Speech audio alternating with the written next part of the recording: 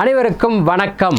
நம்ம சோஷியல் மீடியாவில் இப்போ பரவலாக பார்க்குற ஒரு விஷயம் என்ன அப்படின்னா, கடந்த 21 ராஜஸ்தானில் பிரதமர் அவர்கள் பேசினது சர்ச்சைக்குரியதாக இருக்குது.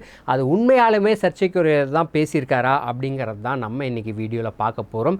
என்ன உண்மை? ஏன்னா காங்கிரஸும் திமுகவும் மாற்றி மாற்றி தேர்தல் பிரச்சாரத்தில் ஆகட்டும் எங்கேயானாலும் என்ன சொல்கிறாங்கன்னா, பிரதமர் அவர்கள் ராஜஸ்தானில் பேசினது முஸ்லீம்களுக்கு எதிராக வந்தேரிகள் அப்படின்னு சொல்லிட்டாரு அப்படிங்கிற மாதிரி ஒரு மதம் ரீதியாக மோடியை அட்டாக் பண்ண ஸ்டார்ட் பண்ணியிருக்காங்க. இது என்ன உண்மை அப்படிங்கிறதா இந்த வீடியோவில் நம்ம பார்க்க போகிறோம். வாங்க பார்க்கலாம். அதாவது மோடி அவர்கள் பேசினதில் என்ன சொல்லியிருக்காரு அப்படின்னா, முஸ்லீம் அப்படிங்கிற எந்த வார்த்தையும் அவர் பயன்படுத்தவில்லை. அதை நம்ம பார்க்கணும். கிட்டத்தட்ட அது ஒரு 30 நிமிடங்களுக்கு மேலே, நம்ம 38 நிமிடங்களுக்கான ஒரு வீடியோ. அதில் ஒரு 2 நிமிஷம் வீடியோவை மட்டும் கட் பண்ணி போடுறாங்க. அதுலேயும் பார்த்தீங்கன்னா எங்கேயும் அவர் முஸ்லீம் அப்படிங்கிறத சொல்லியிருக்க மாட்டார். அப்படிங்கிற ஒரு வார்த்தையே பயன்படுத்தலை. அப்படிங்கும்போது ஒரு கம்யூனலாக ஒரு என்ன சொல்கிறது, மதத்திற்கு எதிராக பிரதமரை சித்தரிக்கிறாங்க அப்படிங்கிறது தான் நமக்கு நல்லா தெரிய வருது.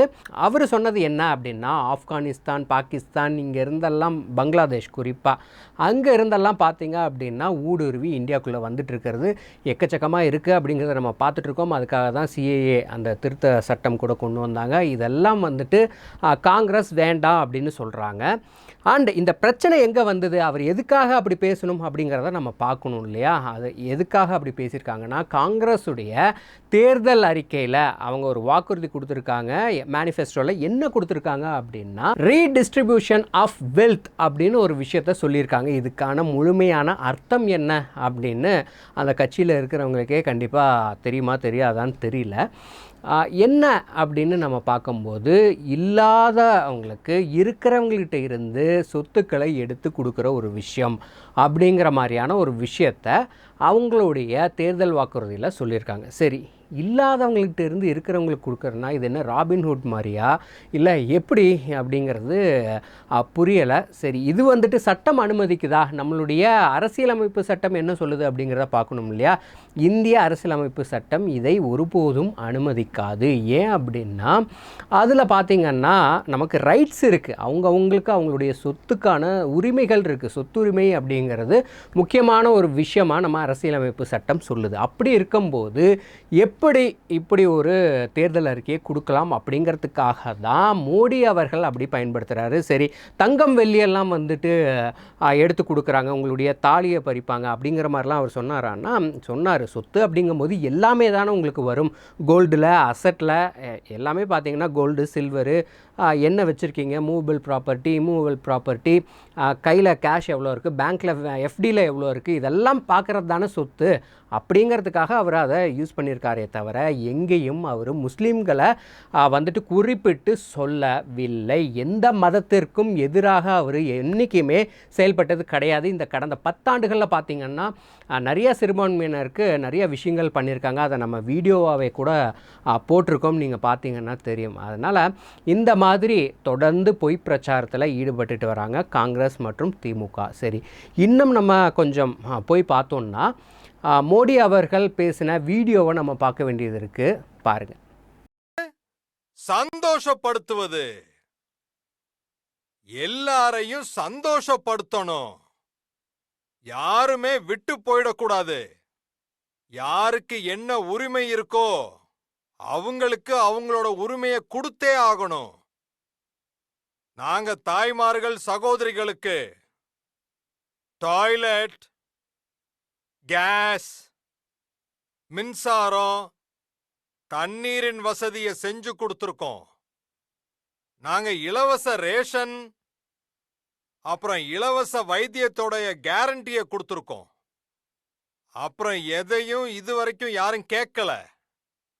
உங்களுடைய மதம் என்ன, நீங்க கோவிலுக்கு போவீங்களா இல்ல மசூதிக்கு போவீங்களா, உங்களோட ஜாதி என்ன, நாங்க என்ன சொன்னோம்னா, யாரு இதுக்கான உரிமையாளர்னா அவங்க எல்லாருக்குமே கிடைக்கும்.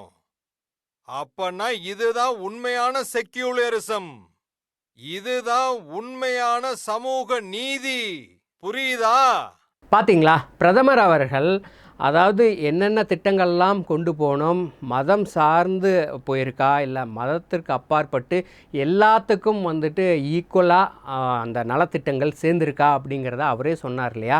எங்கேயாச்சும் இதில் அவர் வந்துட்டு இந்துக்களுக்கு தான் வந்துட்டு இந்த உரிமை, இல்லை சிறுபான்மையினருக்கு இவ்வளோ கொடுக்குறோம் இந்துக்களை காட்டிலும் அப்படின்னு ஏதாச்சும் சொல்லியிருக்காரா? இல்லை.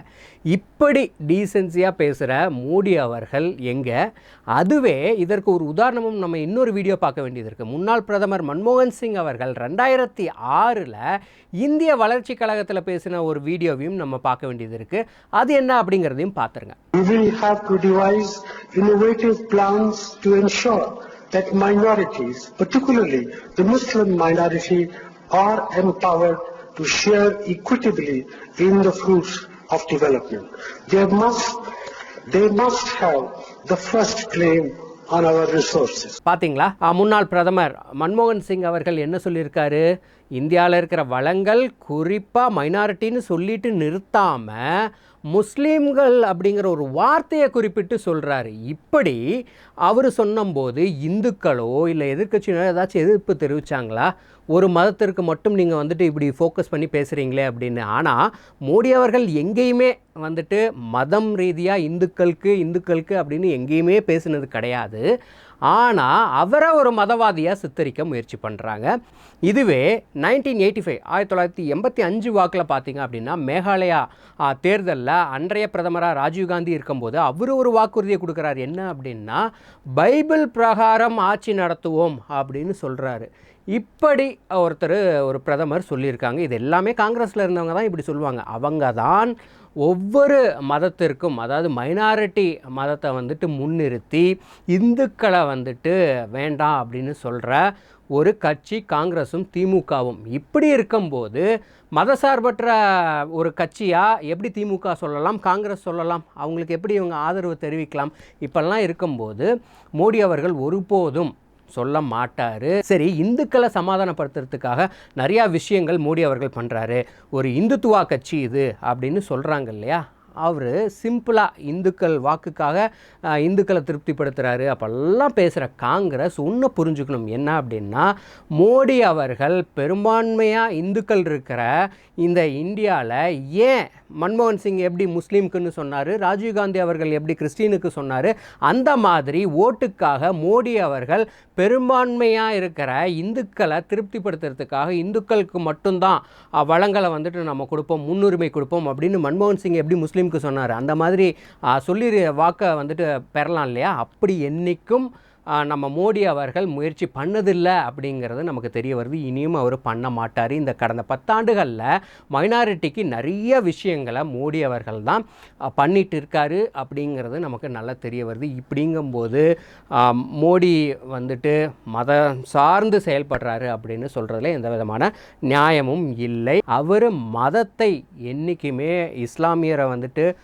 ரொம்ப அடுத்த நிலையில் பார்த்தது கிடையாது, கிறிஸ்டியானிட்டியும் பார்த்தது கிடையாது. எல்லாத்தையும் ஒரு சேர தான் அவர் பார்க்குறாரு.